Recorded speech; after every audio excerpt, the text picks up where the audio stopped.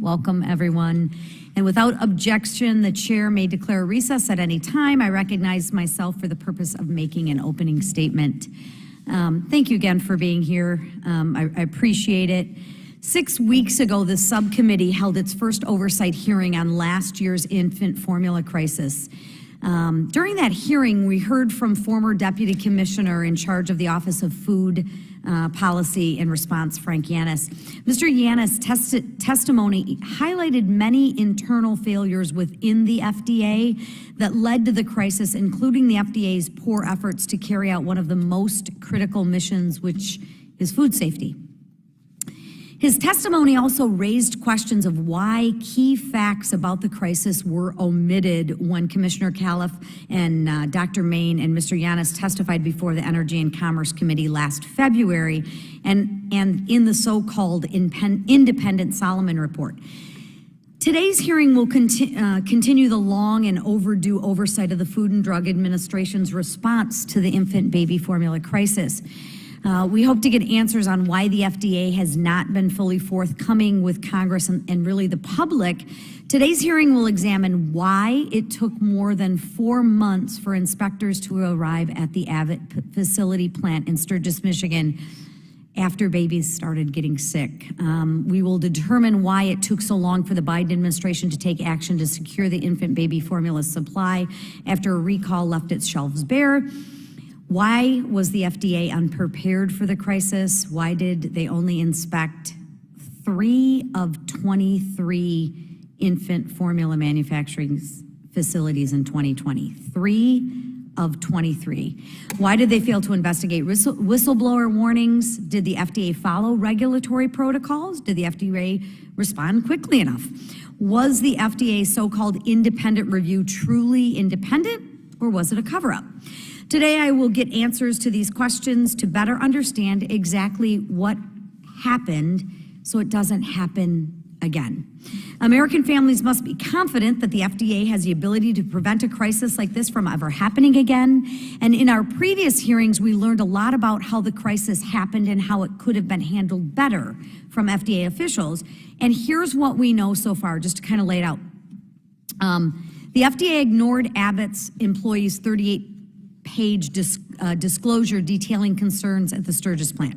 The FDA's telework policies and lax approach to oversight left it unprepared to address the supply chain shortages after the Sturgis facility was actually shut down, and the FDA had failed to prioritize food safety. The FDA has not taken the action needed to prevent a similar crisis from happening again, and the American people paid the FDA $6.7 billion last year. 6.7, and in next year's budget, the FDA wants over 10% more, totaling $7.2 billion. And I think the American people have a right to know that if you only took a look at 3 out of 23 and you were paid fully, now we had a crisis, we don't really have answers to the crisis, but yet you want more money. Listen, we all want everyone to be safe, and we all want to make sure we're safe, but I think we all also want to make sure that our money is going to do good work. So I think the American people deserve to know that if we're going to have these agencies and we're going to spend a lot of money on these agencies need to make sure that they're doing their job, as just opposed to throwing money at the problem. FDA field inspectors should have been doing the jobs, but they weren't, and there were not serious consequences. I'm yet to hear what the consequence for the FDA is other than give me more money. They didn't do their job. They sat at home. They still got their paychecks. They want more money, which may help, but what is going to change? Now it's time for the current FDA leadership to really be held responsible, right? In business, their stockholders are held responsible, people get fired, they lose money, they lose profits. There is a consequence to the action. I have yet to hear who is responsible at the FDA and what is the consequence for their failure. I think we deserve that, especially for over $6 million worth of money. Here we'll discuss what failures within the FDA led to the crisis. We will discuss ways the FDA can improve its internal controls to get ahead of potential disruptions and prevent future supply chains. We'll discuss why the FDA omitted key facts from the public. We owe it to parents, caregivers, and infants to get to the bottom of what really happened, right, to fix it. We can't fix a problem that we first can't admit exists. As I said in our last hearing, the families of these babies that died from contaminated formula deserve answers on how this tragedy was allowed to occur in the first place and what we can do to prevent it from happening again. So thank you, Dr. Meng, for being here today. Congratulations on your upcoming retirement, and we look forward to your testimony. Now I yield to my ranking member, Ms. Porter, for her opening statement. Thank you very much, Madam Chairwoman. Today we're having the second part of our subcommittee's hearing series on the 2022 infant formula shortage. And so far, I think the chairwoman and I agree on something really important. An infant formula shortage could repeat itself. And that is a deadly serious problem. Let's think back to a year ago today. 43% of formula products were out of stock across the country. A bacterial contamination at Abbott, which killed 9 babies and made hundreds of others fall ill, prompted a recall that shocked our formula supply chain. That disruption, of course, interrupted our economy, but more critically, threatened the health, nutrition, and lives of our kids and the American people's confidence in government. Today, we're saying on a bipartisan basis that it could happen again, and we have a duty to do something meaningful about it. This hearing is called Responsibility for the Infant Formula Shortage. And as I said last time, there is a lot of blame to go around. It's clear that with today's witness selection that Republicans want to blame the FDA. And I'll level with you, I think some of that blame is well placed. We've had 2 subsequent infant formula recalls in 2023 already, and we're still seeing that the FDA can make further improvements on its internal processes, intervene in issues sooner, and follow through with more inspections to prevent further contamination. Other lawmakers today will blame formula manufacturers for their negligence and failure to produce safe products, and that is true too. Still others will blame Washington for allowing just 3 manufacturers to have monopolistic control over 90% of the formula market and for failing to invest the resources and authorities in the FDA that it needs to produce the results we demand. And I think those folks are correct too. The thing about this issue, though, is it doesn't come down to the fault of one person or one agency, one company, or one political party. We can't fire or attack someone and expect formula contaminations and shortages to just go away. That's why today I propose we go beyond the title of this hearing.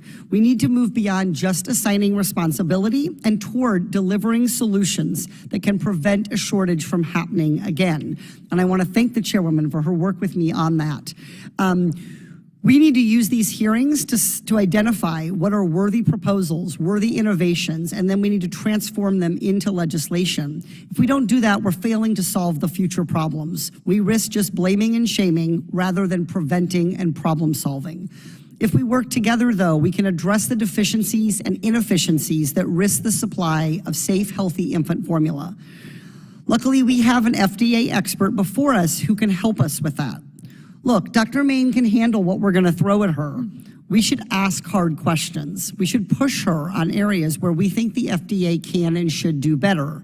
But we should also use Dr. Meng's knowledge to figure out what Congress should be doing better. Right now, the FDA is reorganizing its human foods program to reduce fragmentation and improve coordination, but that's not going to solve all of the fundamental issues. Even with the best structure, leadership, and resources, the FDA is only as well equipped and as accountable as Congress makes it be. So while we hold the FDA and others responsible, what can Congress be doing to help? First, we have to provide the FDA with resources to increase its inspection and food safety capacity. You can't expect an agency to do better when you are taking away the funding for the personnel and technology needed to make it happen. That's why I think the 22% cut to the FDA that Republicans have voted for would make this problem worse. Let's not go down that path. If we expect the FDA to do better, we need to set it up for success and then hold it accountable to deliver on a better outcome. Whether we reach bipartisan consensus on proper funding or not, there are some no-cost reforms we should be able to agree on. We need better processes for reporting and tracking contaminations, whether that's making Chronobacter a nationally notifiable disease or making sure all contaminations in critical food factories are promptly and properly reported. If we use Dr. Main as a resource, we can find solutions we can all agree on to save kids and stop shortages. Let's come out of this hearing with next steps, not just complaints about missteps. I yield back. Thank you, Ms. Porter. And now I'm pleased to introduce our witness who is here to discuss the FDA's response to the 2022 infant baby formula shortage. Dr. Susan T. Main is the director of the Center for Food Safety and Applied Nutrition at the Food and Drug Administration. She has been in this role since January of 2015. Dr. Main has received a BA in chemistry from the University of Colorado. She's also earned a PhD in nutritional sciences with minors in biochemistry and toxicology from Cornell University. And pursuant to Rule 9G, the witness will please stand and raise her right hand. Do you solemnly swear or affirm that the testimony that you are about to give is the truth, the whole truth, and nothing but the truth, so help you God? Thank you. Let the record show that the witness answered in the affirmative. And now we appreciate you being here today. I really do look forward to your testimony. And let me remind the witness that we have read in her written statements. It will appear in full in the hearing record. Please limit your oral statements to 5 minutes. And as a reminder, please press the button on the microphone in front of you so that it is on and the members can hear you. When you begin to speak, the light in front of you will turn green. After 4 minutes, the light will be yellow. When the red light comes on, your 5 minutes has expired. We would ask that you please wrap up. And for this, I recognize your opening statement. Ms. Main. Chairwoman McLean, Chair Comer, Ranking Members Porter and Raskin, and members of the subcommittee, thank you for inviting me to testify on the safety and supply of infant formula in the United States. As a parent myself, I know nothing is more important than the health and safety of our children, and last year's infant formula recall and shortage put a strain on parents and caregivers across the U.S. When we saw the egregious conditions of Abbott's Sturgis facility, we knew a recall could stress an already unstable marketplace, but we had to put our children's safety first. FDA takes this situation extremely seriously and has applied many lessons learned, resulting in greater confidence in infant formula safety. One of the most important lessons that we learned was that the agency must do all that it can to ensure that no infant formula facility ever has the level of insanitary conditions that were present at Abbott Sturgis in early 2022. We have made progress and are using the fullest extent of our authorities to address lessons learned. Preventing another shortage in the future will require a continued whole-of-government approach, increased industry accountability and cooperation, and help from Congress. Today, I'd like to talk about the future of infant formula safety and our vision for a modern regulatory approach. First, the ultimate responsibility to produce safe products is on infant formula manufacturers. We need industry to comply with our requirements and to adopt enhanced food safety measures to deliver the safest possible infant formula. 2 months ago, we issued a call to action to industry to take specific steps to improve food safety practices for the protection of infants. Second, we have worked diligently to increase the supply of formula on the U.S. market. The in-stock rate for formula is near 90%, which is higher than pre-recall levels, and overall formula production exceeds sales week after week. Market consolidation is a serious concern and contributed significantly to shortages. There are currently only 3 major domestic producers of infant formula. This means that any disruption, a recall, international conflict, or natural disaster could impact formula supply. Our temporary exercise of enforcement discretion enabled safe products to enter the U.S. market, doubling the number of firms producing infant formula for the U.S. Almost all the manufacturers participating under the enforcement discretion policy are taking the necessary steps to stay in the U.S. market. Federal agency partners also have an important role in helping to address market consolidation, and we will continue to work with them to encourage a stronger, diversified, and more resilient U.S. infant formula market. Third, FDA and industry should be able to address product contamination in or near real time. Our inspections are currently a snapshot in time. More real-time oversight can transform infant formula regulation by ensuring firms promptly investigate product contamination and destroy adulterated product before it reaches consumers. To do this, we need modern authorities, including explicit authority to require industry to notify us when formula tests positive for Chronobacter, even if the product has not left the facility, and the ability to obtain records remotely from all food manufacturers. Fourth, we continue to advance the science around Chronobacter, a very common pathogen in the environment, but one about which we have limited information. Chronobacter infection should be a nationally notifiable disease, so local, state, and federal public health partners can reliably collect information on all cases, and so we can rapidly link cases to potential sources of contamination. Fifth, we are intent on delivering an empowered, unified human foods program and a world-class field force that will deliver modern, integrated oversight. As part of this, we'll be creating an Office of Critical Foods as required by the Food and Drug Omnibus Reform Act. We are also actively hiring for specialized infant formula inspection staff that will execute a modern preventive approach to infant formula inspections. Lastly, in the early days of COVID in 2020, and well before the Abbott recall and infant formula shortage, we recognized the critical need to better resource our infant formula program. We are grateful for the resources we have received, but our human foods programs are still in dire need of additional investments and updates to meet current as well as future challenges. As we emerge from the public health emergency, the food industry still has fragile supply chains. Preventing shortages will take continued cooperation among all the players and additional authorities and resources to modernize our programs. We look forward to working with you all to make this a reality. I welcome any questions you may have.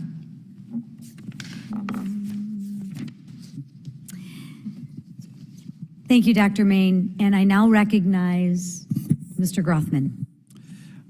Thank you. Dr. Main, are you familiar with the FDA's internal agency review led by Dr. Solomon?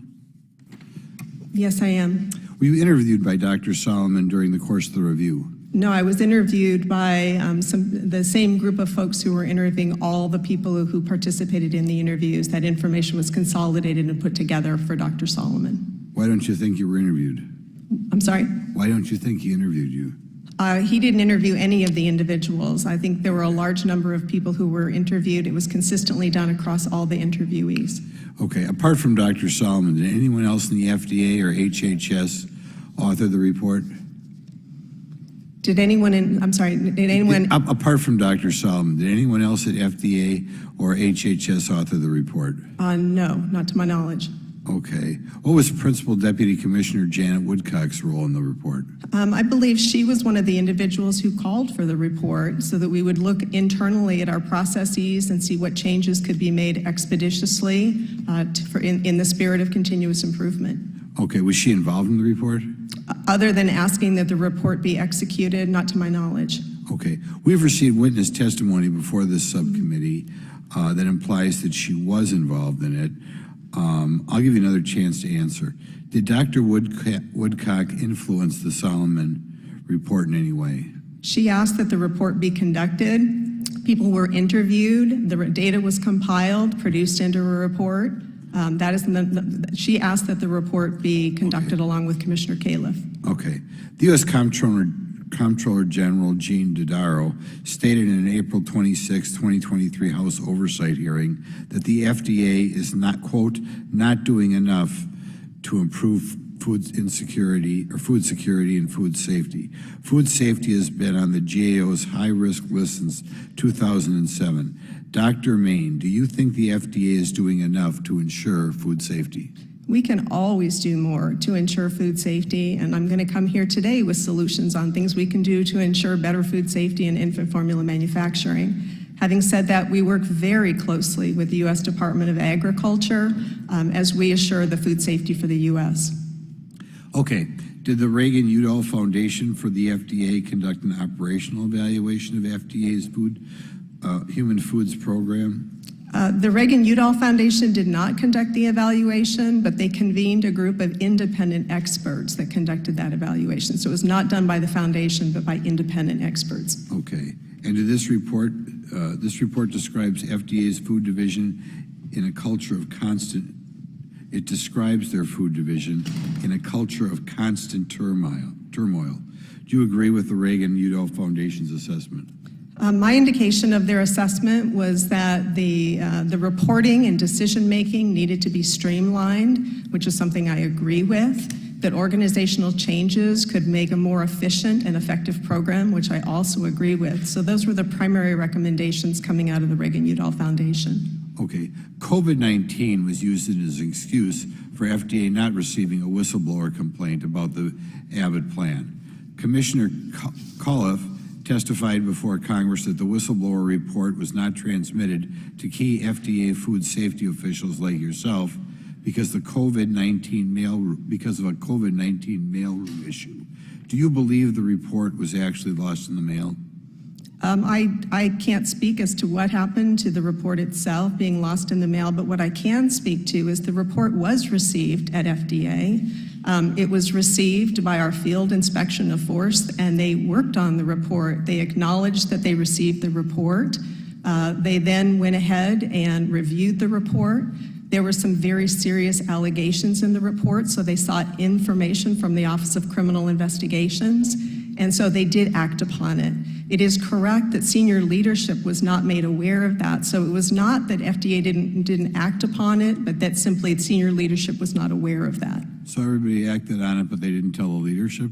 That is correct. It was not escalated. There was no process within FDA to escalate this particular whistleblower complaint. FDA receives a large number of whistleblower complaints, so it was a failure of escalation. I do wish I had been made aware of this particular whistleblower complaint, but just to reiterate, the complaint was acted upon, but the leadership was not aware of that. Did it surprise you? Which, the complaint itself, or? Yeah. The complaint was very lengthy and very deep. It had a lot of egregious claims in there, statements in there, allegations in there. There were very troubling things in there. What surprised me was language about data falsification and trying to hide information from federal regulators. Given the nature of some of those allegations, that is why the inspectorate engaged the Office of Criminal Investigations with regard to that whistleblower complaint. Thank you. Thank you, Mr. Grothman. Chair now recognizes Ranking Member Porter. In our first infant formula hearing, I asked the majority's witness a simple question, and the answer caused a little bit of bipartisan shock. I saw Chairwoman McLean's head shoot upward, and so I even asked the same question again. So I'm going to start by asking it one more time, this time to you, Dr. Main. Let's say a major formula manufacturer finds bacteria in its supply today. Does the law require it to tell the FDA? The answer is no. So we all heard that correctly. The law puts no one at the FDA in charge or on notice if a major formula manufacturer finds bacteria in the supply. So if we want to solve formula safety issues, someone needs to be monitoring real-time bacterial contaminations. Dr. Main, who can change the law to put someone in charge of this? Is it up to the FDA to change this rule, the manufacturers, or Congress? We need Congress's help to modify that, and we have sought that from Congress. So I think lawmakers can and must point some fingers at the FDA and at manufacturers, but we need to also be willing to point the finger back at ourselves. The truth is, we didn't do enough in last year's omnibus. Yes, we gave the FDA some new authorities, and one was requiring manufacturers to notify the FDA of any interruption that would likely lead to a meaningful disruption in infant formula supply. But Dr. Main, I'm wondering if you spot the same problem that I do. Let's think like parents here, like moms. If there's deadly bacteria in formula that your infant could eat, would you want the FDA to know about it only when it might cause a supply shortage? Or would you want the FDA to know anytime your infant could get contaminated formula? Just to be clear, what we really need is in the production, in the manufacturing facility, before it ever leaves that facility. That is what we are seeking, is the industry would notify us before it ever would leave the facility so that we can make sure that the proper amount of formula is destroyed to protect infants. Yep. So you'd want to know if there was a bacterial contamination, whether it would cause a supply chain shortage or not, the FDA should know. Correct, and by knowing in real time, that is a good way to prevent a supply chain shortage. Exactly. So we keep kids safe and we protect supply chain, but we just didn't do enough in last year's omnibus. And look, this was a Democratic-controlled Congress last year. It's on us, I think, to lead the way here. Congress did not provide the authority for a full reporting process, and so now we have more work to do. In the meantime, this has real-world consequences. We've had 2 major infant formula recalls so far in 2023 from Reckitt and Gerber. Would either of these have been reportable to the FDA under the new provision of the law? No. That was no, sorry. No. So I'm leading legislation that would establish a process for the FDA to be notified when manufacturers' critical food products test positive for foodborne pathogens. Dr. Main, it's no secret that the FDA has had some struggles in responding to instances of formula contamination. But the FDA has identified this legal change as something that it needs in order to do better. And I'm ready to push Congress to deliver for you and expect you to deliver back to us. So I'm ready to whip Republicans and Democrats to join together to act. But I want to think through the oversight piece of this. Can you tell us a little bit about how required reporting of contamination would better equip the FDA to address contamination issues before they impact? You mentioned identifying the right amount of formula to be destroyed. Are there other features with regard to cleaning or other protocols? Yeah, so by knowing in real time that there has been product contamination in a manufacturing facility, our experts, our food safety experts, our compliance experts can work with the manufacturers to determine, to essentially bracket or scope the amount of product that needs to be destroyed. And that essentially means any product that was produced since the last sanitation break and before the next sanitation break. And that's where we have seen issues with recent recalls where companies had destroyed product that they identified to be contaminated, but we didn't determine that they destroyed a sufficient amount between those sanitation breaks. So working in real time with the industry to make sure that the proper amount of product is destroyed is critical to help support future supply chains and enhance food safety. It also allows industry to do a root cause analysis, working with FDA and our experts to identify why did it get contaminated closer in time to when the actual contamination event occurred. Thank you very much.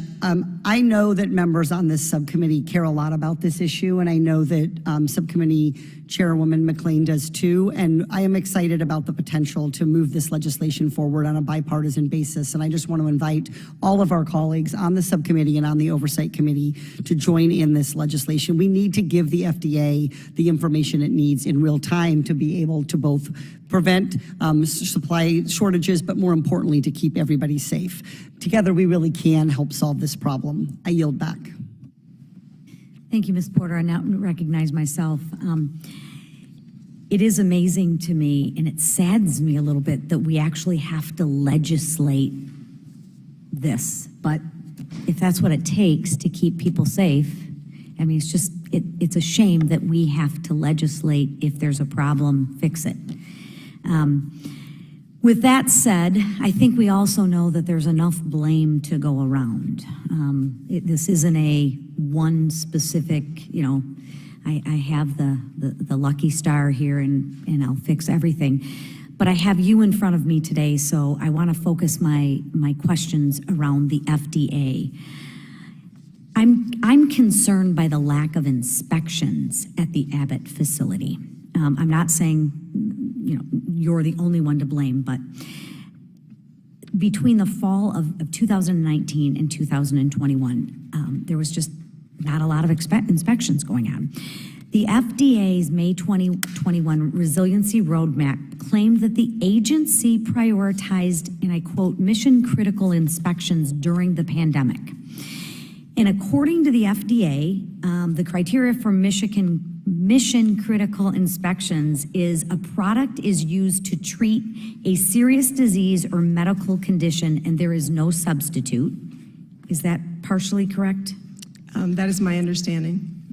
So a product with no substitute. To me, that sounds like baby formula, other than mother's breast milk, but some mothers can't breastfeed for whatever reason. Inspections are also mission critical when there is an evidence of serious adverse events or outbreaks of a foodborne illness. And again, that sounds to me like the Abbott plan. At the time in 2020, there was no evidence of outbreaks or illnesses at that time when the routine surveillance inspections were not in progress. So can you just repeat that one more time? There was no evidence in 21? This was in 2020. I think when you were talking about the missed inspection in 2020, there was an inspection in 2021. In the fall of 2021, Correct. 4 months after, I believe. The first complaint came in September of 2021, which was when we were actually doing the inspection. So they were at the same time. I think from what I show, it was 4 months. It was discovered in February, but there were no inspections done. In fact, despite this, 20 of the 23 infant formula production, packing, and distribution plants in the U.S. were not inspected for nearly 2 years. So if you go back to critical, and I think we need to change what is critical. Why is infant formula not considered mission critical to the FDA? So first of all, I don't oversee the inspectional branch of the agency. The resiliency roadmap did come out of the inspectional branch. I can share with you what I know, but there may be things I need to take back. Essentially, the inspections in March 2020, the routine surveillance inspections were not executed during the early phases of COVID. They were reinstituted in July of 2020. So let me stop you right there, and I think this is part of the concern, is we had inspectors not doing inspections because of COVID. That is correct during that brief interval at the beginning. Were they getting paid during that period of time? Well, let me be clear. That was routine surveillance. Mission-critical inspections were conducted throughout the pandemic. So we did, but I appreciate that. Yeah. Can you answer my question now? Were they paid? Yes, the inspectors continue to be paid. They were doing mission-critical inspections. But baby formula is not mission-critical. Baby formula manufacturers were inspected in 2020. My records indicate there were 5 infant formula inspections during 2020. Our congressional, under FSMA, the Food Safety Modernization Act, we are supposed to inspect them once every 3 years. Our practice has been to inspect them annually. Okay, but you didn't inspect them annually. And I'm going to ask my question again. Is baby formula critical, deemed mission critical? I would Yes or take no? that back to the Office of Regulatory Affairs because I do not know all of the criteria that determine mission criticality for an inspection. Okay. I just want to make sure that I have everything, because I understand that it took until January 31st of 2022 for the FDA to inspect the Abbott facility in Sturgis. Is that not correct? No, we inspected in September of 2021. At that inspection, we noted several violations for Abbott Nutrition. We issued a 483 noting those violations. They came back to us with a 28-page report saying that they would investigate and correct those actions, committing to make those changes. When we went back in January of 2022, they had not made those corrections. In fact, rather than correcting the deficiencies we identified in September of 2021, the situation deteriorated, which is what led us to the situation leading to the recall. Okay, with that, I'm out of time, and I want to be respectful, so the chair now recognizes, one moment, Ms. Ballant from Vermont. Thank you, Madam Chair. I'm focused on the future, like my colleagues here, and preventing this from ever happening again. Now, our colleagues across the aisle have promised to collaborate with us to prevent a future infant formula shortage, and I appreciate that. However, at the height of the formula shortage, the crisis, 192 House Republicans voted against investing $28 million in funding to help the FDA conduct oversight and hold companies accountable. And in May 2022, Republicans chose not to join Democrats on this committee in our investigation into Abbott's role in the infant formula shortage. Now, with the House Republicans' Default on America Act, they are proposing massive cuts to non-defense discretionary spending, which to a layperson means all that other stuff that takes care of Americans. Dr. Main, how would a budget cut of approximately 22% affect the FDA's ability to employ inspectors and conduct inspections of formula manufacturing facilities? Broadly across the FDA, I can say it would be devastating. That would translate into about a $790 million cut in our budget authority. And broadly across the agency, that means that that could result in a loss of 32% of our domestic inspections and 22% of our foreign inspections, including in countries like India and China. In terms of the foods program where I am, our budget is largely based upon budget authority. 97% of our budget is budget authority. We have very few user fees in the human foods program. And so what that means is that cut would disproportionately impact the human foods program. It would also impact our ability to support innovation. Food industry needs a strong regulator as they're embarking on innovation. So it would damage industry, it would damage us. What we constantly hear from industry is they want strong regulators for predictability, for timeliness, and we do have a pre-market approval program as well. All of those would be adversely impacted, and we would be unable to do what I think American consumers expect us to do, given that they eat food every single day. Yes, and Dr. Main, just to be clear, you said $790 million, is that correct? That is correct. Thank you. In January 2023, FDA Commissioner Califf began implementing the recommendations of internal and external reviews by announcing the restructuring of the Human Foods Program and by unifying several offices under a single new deputy commissioner. And so I'm wondering, how would the budget cuts affect FDA's ability to implement those recommendations from its internal and external reviews to make sure that we have better oversight over infant formula, which is what we all want? I think it would be devastating. We wouldn't have the people, we wouldn't have the necessary oversight. A cut of that magnitude in the Human Foods Program, we would be back to the same number of FTEs that we've had at our lowest points in the last 40 years. Just as a point of reference, in CIFSAN that I lead, in 1978 we had 1,000 FTEs. Right now we're at 1,100. So if we took a 22% cut, given most of our budget is in payroll, we would be below the number of employees that we had in 1978. And of course, our mandate has expanded dramatically since 1978. Sure. Dr. Main, let's talk about the bottom line. Who, in fact, will get hurt if FDA's Human Foods Program does not get the resources that it needs? It's like really clear for people. I think the American consumers would be impacted adversely by that. All of our surveillance, all the sampling, all the things we do, the interception through the international mail facilities, those all require resources and people, and that would be adversely impacted. But I also think it would adversely impact industry. Tell me about that. Every time industry wants to put new innovation, whether it be cell-cultured meat, whether it be genetically engineered crops to support drought resistance, climate change challenges into the future, our reviewers work to help bring these products to market safely and successfully.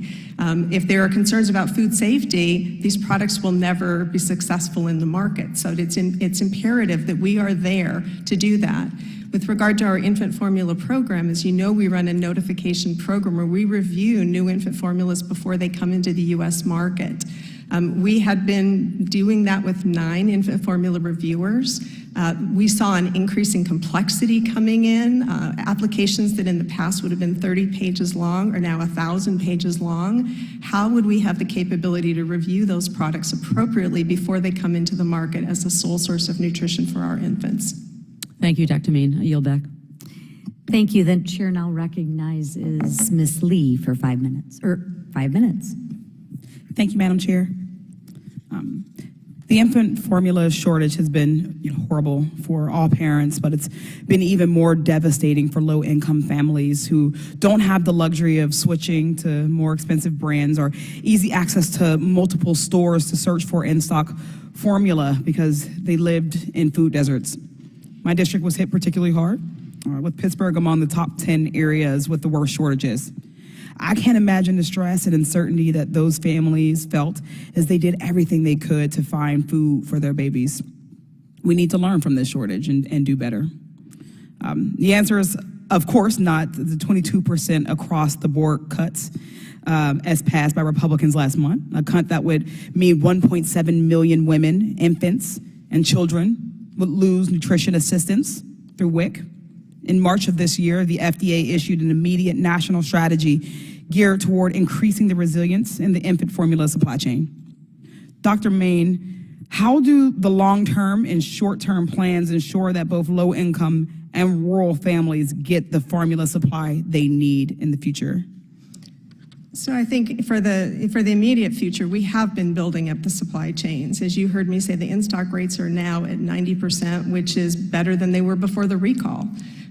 Formula manufacturers are producing more than is being purchased week after week after week. So the supply is building up and has been building up steadily. And that's really important. There are still challenges with distribution right now. And what we keep hearing is that it's not equitable across this country, that rural areas have harder challenges getting the formula they need, and especially people who are served by private or independent grocers. What we are doing is working with the National Grocers Association to use whatever data they can give us to give to the infant formula manufacturers and say, this is where the distribution is most challenging. We don't control that distribution, but we can certainly help provide information to make sure that areas, food deserts, rural areas that are more challenged to getting access to product can access that. For the future, obviously, I think there are things looking at, you mentioned the USDA WIC program. I know many members of Congress are looking at that program to see how can that help support better resilience. As you know, many of our lowest income women, that is a critical source, the WIC program, to provide formula for those infants. So gaining greater resiliency through WIC is another critical aspect, and I know Congress is interested in that. It's another thing we can do. Thank you. That was my next question. So I will move to another. Reagan-Udall Foundation independent evaluation suggests reorganization of the Human Foods Program. How will that improve how FDA operates and oversees infant formula safety and production?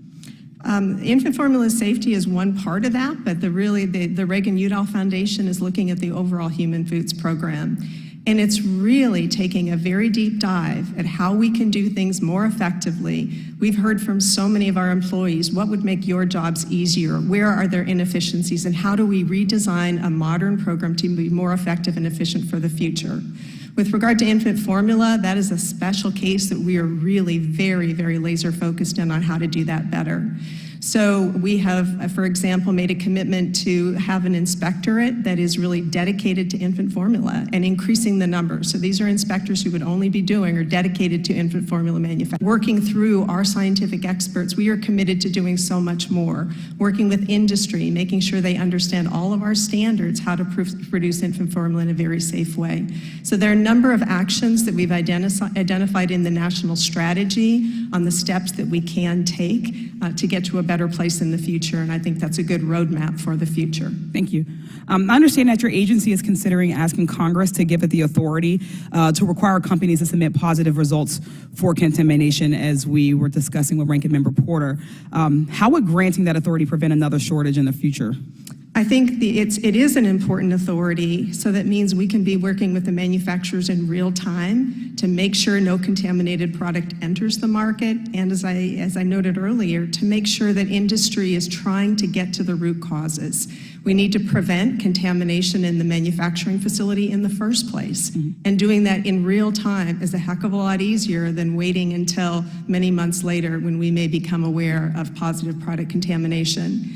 In addition to seeking that authority, we are also asking industry to do more environmental monitoring. That means sampling your food facility and finding that bacteria and eradicating it, getting it out of the facility in the first place, and retaining the isolates. We rely on whole genome sequencing as a major scientific advance in food safety, but we need to get the bacterial isolates in order to utilize these new technologies for better food safety. Thank you, and that's my time. I yield back. Thank you. The chair now recognizes Mr. Grothman. Thank you. In previous congressional testimony before the Energy and Commerce Committee in May of 22, you and Commissioner Califf provided an official document entitled Timeline of Infant Formula Related Activities, which is here, and I'd like to ask unanimous consent to enter this document into the record. Thank you. Is this timeline complete according to the agency's activities up to that point? The timeline didn't entail every single activity we did because we were working round the clock, day in and day out, but it's a synopsis of the major activities that the agency conducted during the months leading up to and following the February 17th recall. Okay. In a document recently provided by HHS to the committee, there appears to be more than 2 extra pages of information that have been added to this original timeline. Most of the additional information predates the May 2022 hearing. Why was this information omitted in the previous congressional testimony? I don't know what the timing of those new informational events were. I haven't seen that document, so I would assume it's a more updated document, but I haven't seen the document, so I can't comment. Okay. One piece of information that I found astounding was that the FDA actually received a complaint about the conditions of the Abbott facility in Sturgis in February 2021, yet they didn't take it seriously. Why do you feel this important fact was not shared with the American people at that time? We were not aware that that complaint had been sent into the FDA. It was forwarded from OSHA into a mailbox at the FDA. I don't have firsthand knowledge of that particular mailbox, but my understanding is it was not processed and addressed promptly. And in fact, I was not aware of that complaint at all when we testified in May of 2022. Something they should have told you. It has been also brought to our attention that the FDA had the opportunity to highlight the vulnerability of infant formula in a USDA report on American supply chains in August 2021. Why did your office ultimately oppose the inclusion of infant formula in that report? I have no information about that. I'm not sure what report that was, but what I can say is that we work, FDA, with USDA on a supply chain task force, and we have been working with USDA throughout the pandemic on supply chain, including consideration of various commodities that were at risk, and USDA and FDA were both aware that infant formula was a potential commodity at risk. That is one of the reasons I came to the appropriators in 2021 seeking additional resources for infant formula, and we were grateful to receive those in 2022. Are there remaining facts the FDA is withholding from Congress or the American people? I'm not aware that we withheld any facts from Congress or the American people. As I said, we did not know about the whistleblower complaint. That was not covered up. We had no information about that complaint. Okay. One final thing. Today we're talking about the vulnerability of the infant formula supply chain. During the COVID-19 pandemic, FDA funded the 21 Forward initiative to assess pandemic supply chain vulnerabilities. Why was this program or other supply chain analytics not utilized to evaluate in-stock rates of infant formula at the national level until it was too late? Part of our Food, Drug, Cosmetic Act authorities are food safety and nutrition. We do not have authorities, resources to do supply chain monitoring. We did what we could with the information we had. So we purchased through our budgets without any resources received publicly available data such as the IRI data to try to understand what was happening with regard to the supply chains. And that was an initiative we took on out of concern for what could happen with the infant formula supply chain. Okay, it's been reported that a staff request was made in 2021 for funding from COVID-19 supplemental funds to further develop 21 Forward, a data analytical platform to monitor the food supply chain. However, then acting Commissioner Janet Woodcock cut the food supply chain monitoring request, opting to fund similar requests for increased monitoring of drug supply chains. Why was the food supply monitoring request cut, yet one for the drug supply chain monitoring approved? I can't confirm anything about that. I have no information on that. I didn't participate in any of that. Okay, thank you. Thank you, Mr. Rothman. The chair now recognizes Ms. Porter. To understand how the infant formula shortage happened, I want to take a look in a little more detail at Abbott Sturgis, Michigan production facility. Let's go back to 2021 and 2022 when Dr. Main, you led the Center for Food Safety and Applied Nutrition. According to the FDA's timeline of the infant formula shortage, FDA conducted an initial inspection of the Abbott manufacturing facility in Sturgis in September 2021. Is that correct? That is correct. And that inspection revealed multiple unsanitary and improperly maintained working conditions, correct? That is correct. The FDA then initiated a further inspection of the Sturgis, Michigan plant from January to March 2022, correct? Yes. Dr. Main, what did those additional inspections in 2022, early 2022 reveal? So we noted many deficiencies in the plant, sanitation, plant conditions in September of 2021. Those were delivered to the company through a 483 and in regulatory meetings with their leadership. They committed to address our concerns in writing back to us through an investigation and a commitment to make those controls. When we got there in January of 2022, those things had not happened. And in fact, the plant's conditions had deteriorated. That led us to do our own environmental monitoring. Abbott also did environmental monitoring in the plant, given the conditions we saw. That's when we identified 5 different strains of Chronobacter in the manufacturing facilities. So all of that information, along with the whistleblower complaint and the consumer complaints that we had received, led to the voluntary recall in February of 2022.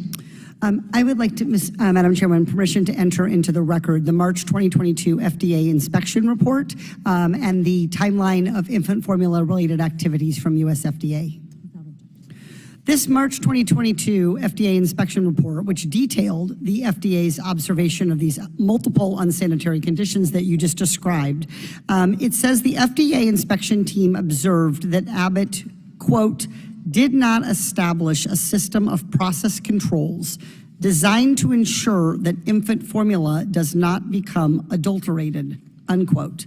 The team also found that Abbott, quote, did not ensure that all surfaces that contacted infant formula were maintained to protect infant formula from being contaminated by any source, end quote. The inspectors found employees who worked directly with formula failing to wear the necessary protective apparel, and that Abbott's own self-investigation failed to conclude whether its operations were a health hazard. It is unacceptable, and I think you agree, based on how you described what you saw in September 2021 and what you saw in early 2022. It is unacceptable for a company that manufactures more than 40% of the infant formula sold in the United States to keep its plant in appropriate condition, commitments, but failure to follow through on those commitments to do better by 2022. What can we learn from this experience, to make sure that the next time the FDA tells a formula manufacturer to clean up their plant, they don't arrive 6 months later and find that things have actually gotten worse? Yes, and we agree. The conditions were egregious, and in fact, that was why we took the exaggerated step of putting into place a consent decree where their resumption of manufacturing would be overseen by an independent expert, and when working with our investigators and our subject matter experts to make sure they could resume safe production. That's an unusual step that we would take, but given the conditions we saw, we took it. But what we've worked on is really trying to recalibrate the infant formula manufacturers broadly. That is the call to action we released in March of this year. We identified many deficiencies in the Abbott inspection. We identified certain deficiencies in other infant formula manufacturers as well. And so the call to action is for all infant formula manufacturers to do better. We have been engaging with them regularly. We've issued a prevention strategy. Our food safety experts are working directly with their food safety experts to explain what we expect for safe formula production. And so we are on a path to be into a better food safety situation and not running into the situation we found ourselves in the Abbott plant situation in January of 2022. Thank you. I yield back. Thank you, Ms. Porter. The chair now recognizes Mr. Langworthy for 5 minutes. Thank you, Madam Chair. It seems like the more information that we get, the more questions that are created, and it really seems like there's a pattern of delay here. The chairwoman already asked you why it took so long for the FDA to inspect the Sturgis plant. Why was there a 3-month delay between the Abbott recall and the closure February 17th and the decision to waive FDA's strict formula labeling in importation requirements in May 22, despite the national shortages? So I think if I heard your question, there are many questions embedded in there, so let's take one at a time. You mentioned labeling. We put in place an enforcement discretion policy to allow safe, nutritious formula to come into this country to help make sure that parents could find product on store shelves during this period of this national shortage. We did have certain labeling requirements, and they are primarily for things like safety. For example, a baby that has a cow's milk allergy needs to know if a formula is based on cow's milk or soy. So there are certain label issues that are critically important for safety, like allergen information. Also, how to prepare a formula. Some formulas need to be diluted to different amounts than others. Over-diluting risks having infants not get enough nutrition. Under-diluting means the product won't flow through a bottle and babies won't get the necessary nutrition. I understand why we would have labeling, but why is there a delay from February 17th to 3 months later when that labeling actually took place? Why was there such a delay in the labeling? The formula recall started on February 17th. We then went through a series of steps to try to address shortages regarding infant formula. And given the market concentration in this country, that is not an easy step. There were a number of things we did. For example, we received product from across our borders from domestic manufacturers that have plants in other countries. We expedited the entry of those coming into the country. We worked with the infant formula manufacturers that were not at the Abbott plant, not the Sturgis plant, to increase their production. We did a number of different steps to get that into place. We wanted to bring in safe product from abroad. We had to put out a guidance document, tell others, tell us if you want to bring product into this country, this is what we need to see from you. We need to know those products meet our nutritional criteria. We need to make sure those products have been tested for safety, the same way we expect our domestic products to be tested. We got applications, and we started bringing those products into this country. In total, we issued, I think it was 20 letters, 36 different products, including specialty and medical products that were allowed to come into this country under enforcement discretion. And now we have doubled the number of infant formula manufacturers bringing product into this country, and that's through FDA's actions. So we jumped into action. We used what levers we had to try to address the formula shortage, but there are some levers we couldn't address, the market concentration. But as you've heard, we have taken steps to try to address those. More things are needed to prevent this into the future, and we are very willing to work with Congress and in an all-of-government response to make sure that we don't have this problem again in the future. A week before the formula recall on February 10th, FDA leadership activated the Coordinated Outbreak Response and Evaluation Network, CORE. To your knowledge, were senior White House officials notified at that point? I know that White House officials were notified on February 16th. I don't know if they were notified on February 10th, but I am aware that we did send a communication to the Supply Chain Task Force, which would include the White House on February 16th, which was the day before the recall. And just to be clear, the science was evolving on February 10th. We did not have the information in place that we had Cronobacter. That information was not available. We were doing the inspections. We had collected samples. The information about Cronobacter and the sequences actually came in on February 13th. So at that point, we had more information that this plant was contaminated on February 13th. That led to the ask of Abbott to voluntarily recall. We notified the White House and others on February 16th prior to the recall occurring. If the White House was aware, why did it take 3 months for them to step in and help address the shortage of baby formula?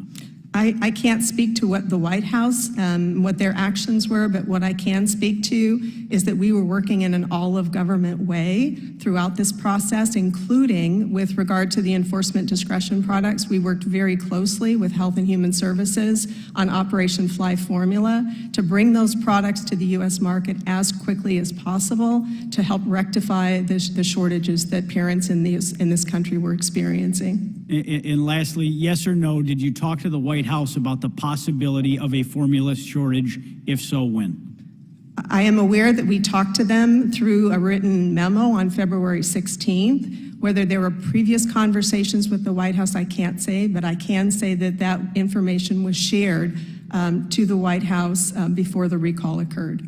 Thank you, and I yield back, Madam. Yeah, thank you. The chair now recognizes Ms. Ballant for 5 minutes. Thank you, Madam Chair. In September 2022, FDA issued an internal evaluation of the agency's response to the infant formula shortage. And Dr. Stephen Solomon, FDA's director of the Center for Veterinary Medicine, drafted the report. Following the subcommittee's March 2023 hearing, so just a few weeks ago, on the infant formula shortage, some of my Republican colleagues made some claims about how FDA conducted its internal review of the infant formula response. Dr. Main, to your knowledge, why didn't FDA tap you, Mr. Yanis, or Ms. Woodcock to write the internal review and instead selected Dr. Solomon? So Dr. Solomon was not involved in any way in the infant formula response. Mr. Yanis, myself, and Dr. Woodcock was the acting commissioner leading up to February 17th. So all of us were involved in the response, and so having us evaluate ourselves is illogical. Got it. So you needed somebody impartial. You can't have the fox watching the hen house, so to speak. We asked for someone who knew the FDA well and knew the processes and procedures of the FDA well, so that someone would not have to translate all of the acronyms, everything that, as we discussed the processes. But he was not involved in the infant formula response in any way. And one other thing is this was an internal response because we were very committed to improving our processes and our procedures as expeditiously as we could. There were a large number of recommendations that came out of that report, and we have been working hard every day, every week to move further some of those recommendations, and we have made great progress in addressing many of the recommendations. At the same time, there was also an external review of our program that was convened by the Reagan-Udall Foundation, and as well, there is an OIG review as well. So we are going to benefit from an internal review as well as 2 external reviews. We are always committed to continuous improvement to do better. So just to follow up on that, can you just explain really quickly how did the FDA improve its consumer complaint and whistleblower complaint process? Yeah, the processes have been changed. So for example, with regard to consumer complaints, we get a lot of consumer complaints at the agency, thousands of consumer complaints, but certain criteria. For example, if a consumer complaint comes in and it involves an infant, if it involves a death or hospitalization, anything like that, that's immediately escalated to the leadership. So I now see those. So there's an elevation process based upon criteria, vulnerable populations, hospitalizations, deaths, things like that. So those processes have been put in place. And the processes are important given the volume of work that we have. So in the foods program, we address something like over 9,000, adverse event consumer complaints every year.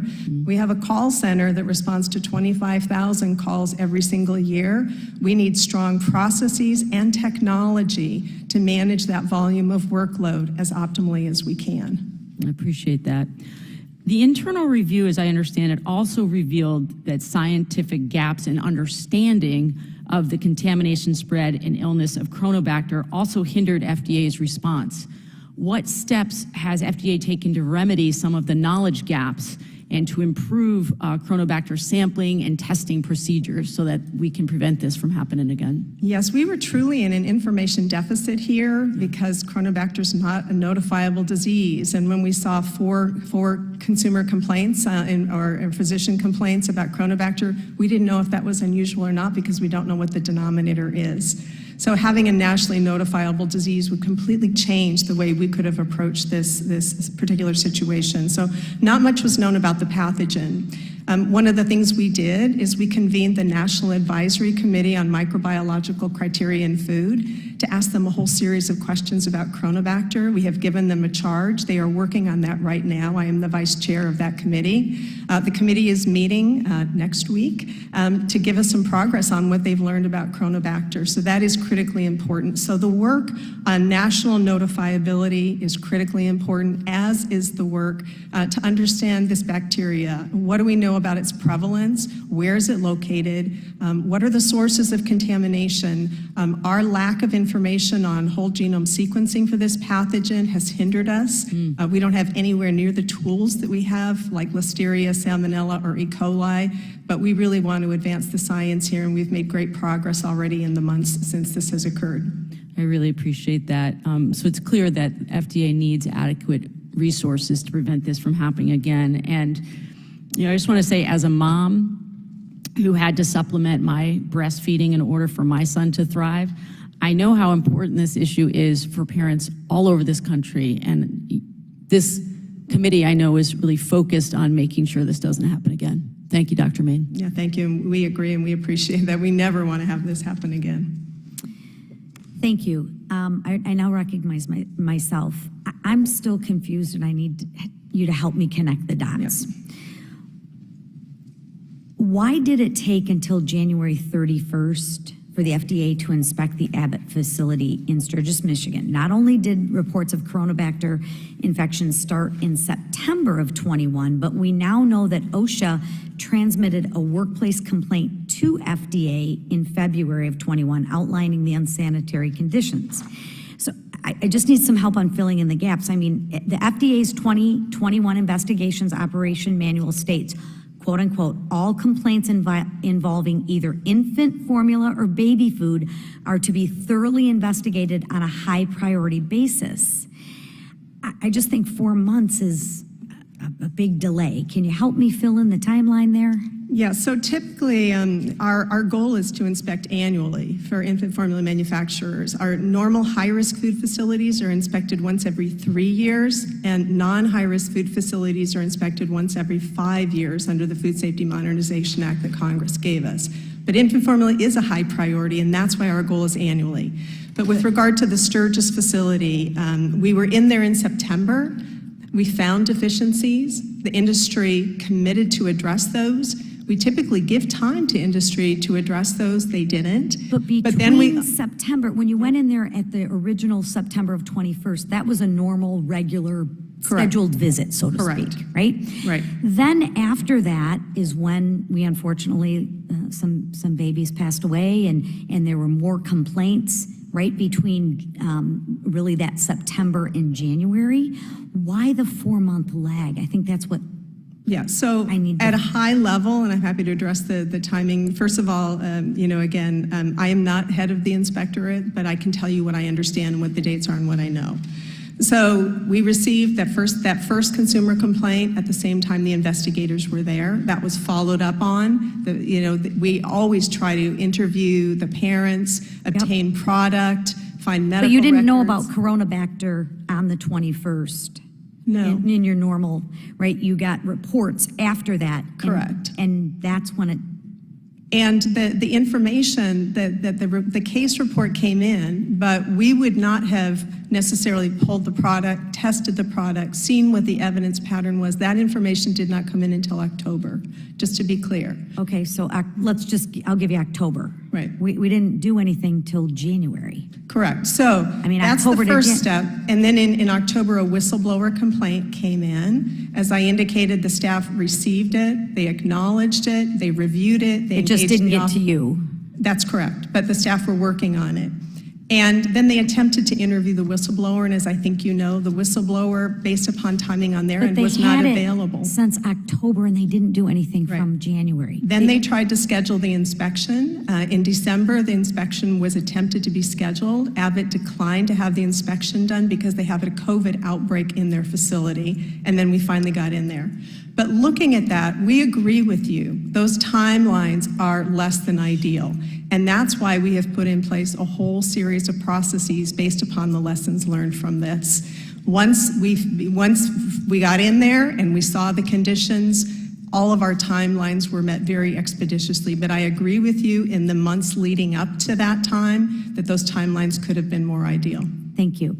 And then in my few minutes, I'm still troubled by during COVID. I mean, I think baby food is essential, especially in this day and age, and especially for underserved communities.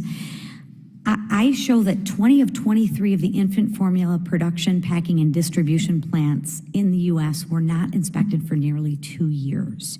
Why are we blaming that on COVID? So those numbers don't agree with what I have. We and got so those numbers from the FDA. I think we should take that question back. Again, that would come from the data from our Office of Regulatory Affairs. What do you have as your numbers? Were there 23 were they all inspected in a timely fashion? My understanding, and again, some of it may be calendar years versus fiscal years.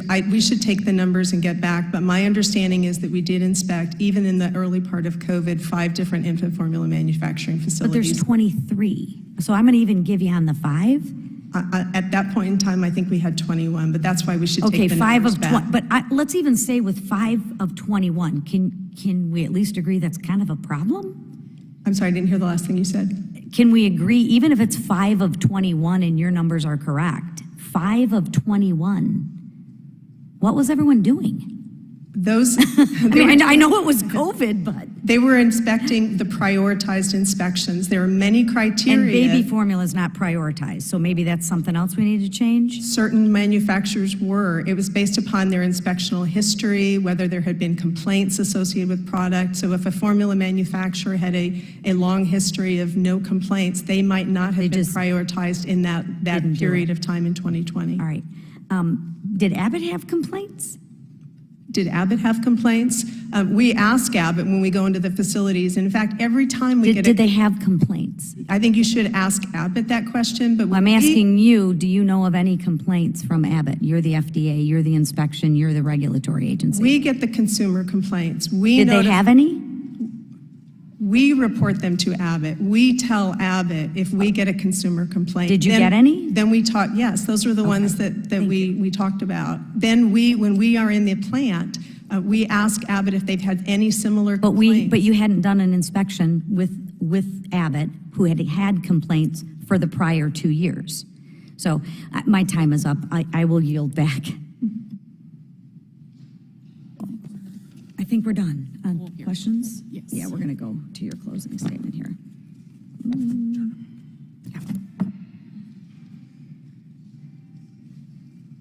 I will now recognize Ms. Lee for closing statements. Thank you. Thank you, Madam Chairwoman, for holding this hearing on such an important issue. Thank you, Dr. Main, for your testimony. Half of our subcommittee hearings have been on this topic so far, and we've identified some necessary areas for improvement. But now we need to put this information into action. First, we need to pass bipartisan legislation to create a process that makes FDA aware of bacterial contaminations in real time. Then the FDA will have no excuse but to take action on the contaminations immediately. Second, we need to continue working with the FDA and actually listen to them. The FDA should not be hampered by congressional inaction. We need to keep these lines of communication open to ensure the FDA can do its job. Third, we need to collect better data on Chronobacter so that we can better stop its spread. While I appreciate the steps FDA has taken so far to increase our understanding of Chronobacter, this public health issue will not be solved with just one agency or one approach. Finally, we have to put our money where our mouth is. If we want a stronger system, we need to fully fund the FDA to protect infants who use formula. Now is not the time for for cuts to the FDA while expecting them to modernize and streamline their systems. That's definitely not going to happen with the 22% across the board cuts. A cut that would also mean 1.7 million women, infants, and children will lose nutrition assistance through WIC. Look, I believe the chairwoman and we all have the same goals here, avoiding an infant formula shortage repeat. There are things that should be easy for members of both of our parties to agree to do now, and there are some things that will require longer conversations. But if we can find a path forward that saves kids' lives and stop shortages, then it will all be worth it. Thank you, and I yield back. Thank you, Ms. Lee. I now recognize myself for a closing statement. Today, we've heard some excuses from the FDA's inability to do its job, excuses for the FDA and willingness to prioritize food safety, excuses from the FDA's lack of preparation to address the infant baby formula shortage. The FDA is critical. There is no excuse for these failures. I do recognize that the failures are not just one-sided, but I'm talking to the FDA right now, and we need to first admit we have a problem before we can fix it. There's just no excuses. The FDA has an important job, one that American people pay them to do, and more so importantly, trust them to do. If the FDA isn't going to do their job, we have some serious decisions to make. The FDA is responsible for keeping Americans' food safe. We need to make sure we give that food safety enough responsibility, enough attention, right? Especially when it comes to baby formula. Last year, the trust was broken and families lost precious children as a result. Those lives can never be replaced, and we owe it to those families to demand answers, and I think that's what we're doing. The crisis exposed significant failures within the FDA's regulatory and oversight process, some which we are in the process of fixing, others we need to fix. Frankly, I'm still concerned that this has happened again, right? Can Congress do better? Yes. Can Abbott do better? Yes. Can the FDA do better? Yes. I think working together, we can all get to a better spot. The FDA has promised it can do better. Time will tell, and I hope it will. We will be closely following the FDA's effort to revamp its human food program. I think that is critical. As Dr. Main retires at the end of this month, there are a growing list of vacancies in the FDA's food safety programs. These vacancies are concerning, but ultimately there needs to be a culture change at the FDA. The FDA needs to reconsider what they deem critical and what the American people deem as critical. I think some of those changes will help bridge the gaps in those timelines. I am and will continue to be in communication with the FDA to monitor the process of hiring a new Deputy Commissioner of Human Foods, and oversight will continue. In closing, I want to thank our panelists once again for your important testimony today. I appreciate it. I really hope that you enjoy your retirement. It's well-deserved, and without objections, the members will have 5 legislative days to submit materials and to submit additional written questions for the witnesses, which will be forwarded to the witnesses for their response. If there's no further business, without objection, the subcommittee stands adjourned. Thank you so much.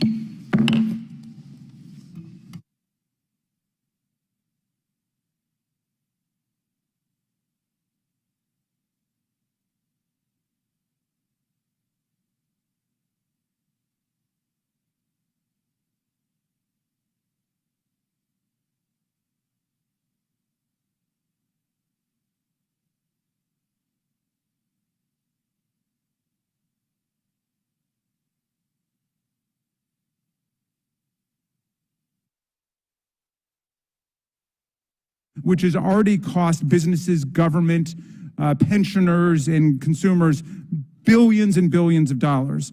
Amazingly, the fossil fuel industry wants Big Brother now to march in and stop the free market from responding to the climate crisis that the carbon kings created. I hope that we will bring in this process, Mr. Chairman, real business people and other private asset managers and investment advisors to testify about how outrageous and indefensible it is to assault the free market in this way. It's clear that honest American businesses are not buying the propaganda of climate denialism. They have a duty of loyalty and care to their shareholders, and they're focused on the actual bottom line, and that always means, as we will hear from the minority witness today, facing reality, facing the real risks and costs that businesses encounter, not swallowing a bunch of mythology and lies. America's most successful investors and asset managers have voluntarily and freely embraced responsible investment principles as a fulfillment of their legal fiduciary duty to minimize risk, maximize returns, and prudently plan for long-term challenges like the ones associated with climate change. That is the freedom, and that's the decision that the fossil fuel industry and its supporters want to destroy. But responsible investing works, and we have the opportunity to explain it today. The proof is in the pudding. Over the last decade, Bloomberg's ESG index performed dramatically better than Standard & Poor's traditional fossil fuel-based index. Consider this remarkable contrast on the sign behind me. Now, the ESG index is obviously performing a lot better than the general stock index, but I would never say, Mr. Chairman, because of these stunning trend lines, which smart investors will certainly take note of, I would never say that the states or the federal government should force all investors or asset managers to steer all their investments into ESG stocks like wind or solar or conservation or whatever. I would never say that. If there are investors who want to continue to invest in just big gas and big coal and big oil, that is totally their prerogative and right to do so, and I would never interfere with that. But one can only regard with amazement the fact that the fossil fuel industry is using their massive wealth and power now to try to force investment funds, asset managers, unions, pension funds, and businesses to invest in the less successful carbon-dominated stocks. It makes sense to say in the free market that no one should be forced to do the demonstrably right thing with their money, but it is appalling to say that everyone should be forced to do the demonstrably wrong thing with their money. Let's let the free market operate. The new campaign against what Tocqueville called the enlightened self-interest of American business comes dressed as an attack on woke capitalism, the same epithet used by Governor DeSantis in his attack on the Disney Corporation, which has backfired so badly on him. Although every other word coming out of their mouths these days is woke, our friends have proven famously unable to define what they mean by woke. So I did a little research, and I want to help with the etymology of the word. Woke comes from the Indo-European root weg, which means to be strong, lively, alert. That root grew into woke, awake, wakefulness, but it also grew into the closely related word vigilance. And I think vigilance is probably the best definition of woke as you guys are using it. The whole point of being a fiduciary is to be vigilant, watchful, and alert to opportunities and risks. And that's what asset managers, corporate board members, and executives do with other people's money. The opposite of a vigilant, woke investment strategy is a negligent and inattentive investment strategy. Or to put it more simply, when it comes to climate change, if you don't have a woke capitalism, you're going to have a broke capitalism. Responsible investing principles, including ESGs, have been freely chosen by America's companies and employed by asset managers and pension fund managers for decades. Right-wing attacks on these principles, fueled by dark money, corporate special interest, and flawed legal arguments, threaten now the savings and retirement of Americans by forcing asset managers to ignore material risks and considerations and violate their fiduciary duties. And we're hearing this from all over America. After Kentucky passed a law in April of last year to divest state funds from financial companies that used ESG principles, the county employment retirement system responded that the requirement was, quote, inconsistent with its fiduciary responsibilities. An analysis by the Kansas Public Employees Retirement System of anti-ESG legislation proposed in the state found that it, quote, could cause more than $1 billion in losses due to the early sale of assets and could reduce returns by $3.6 billion over the next decade. In August of 2022, the Florida State Board of Administration divested its pension from BlackRock due to the asset manager's ESG commitments. And in in May 2023, Governor DeSantis signed into law a bill prohibiting state and local government funds and pensions from considering any social, political, or ideological factors. Analysis by the Sunrise Project indicates that because of these incomprehensible actions, Florida stands to spend between $97 million and $361 million